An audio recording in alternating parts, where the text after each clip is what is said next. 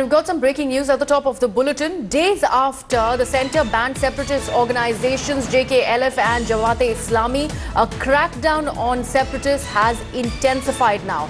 Properties owned by top Hurriyat leaders linked to Lashkar Chief Hafiz Saeed will be seized by investigative agencies as part of a crackdown against Jammu and Kashmir-based separatists and terrorist operatives. Now remember, these assets were identified as proceeds of terror funding crime. My colleague Jitendra now joins me on the phone line. Jitendra, this crackdown on Hurriyat leader continues in the valley, and this whole, the entire intensification of this procedure. Just take us through exactly what really is happening over there, because ever since this debate of terror funding is back in the picture, and especially ahead of this poll season, we see more and more such activities. बिल्कुल, मोदी सरकार का ये बहुत बड़ा कदम है, क्योंकि terror funding के मामले में इससे पहले जिस तरीके से हाफिज सईद ने इन हुर्रियत नेताओं को, जिनके पास उन्होंने करोड़ों में रुपए भेजे हैं कश्मीर घाटी में आतंकवाद फैलाने के साथ साथ पत्थरबाजी कराने के लिए, उस पैसे के जरिए इन लोगों ने बहुत सारी प्रॉपर्टीज कश्मीर घाटी में और देश के अलग अलग जगहों पर खरीदी है।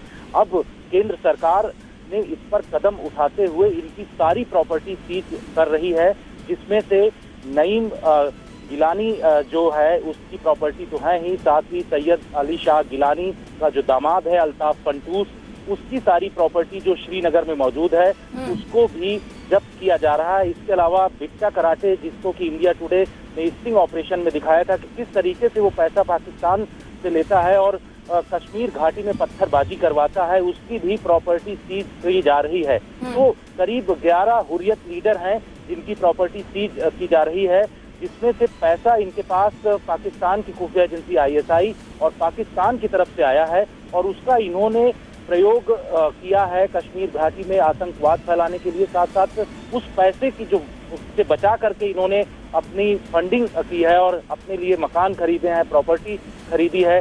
इसमें सबसे बड़ा नाम है जहूर वताली का, जिसकी की 11 प्रॉपर्टी है, उसको इस समय सीज की जा रही है और इसके लिए NIA और जो ED है उन्होंने प्रक्रिया शुरू कर दी है और इन सब लोगों की प्रॉपर्टी अब सीज करके इसको जब्त कर लिया जाएगा, क्योंकि लगातार कोशिश इनकी यही की जा रही है कि कश्मीर घाटी में पैसे जो पाकिस्तान से आते हैं उस पैसे का दुरुपयोग किया जाए और उससे प्रॉपर्टी खरीदी जाए। तो अब ये बड़ा कदम है केंद्र सरकार का।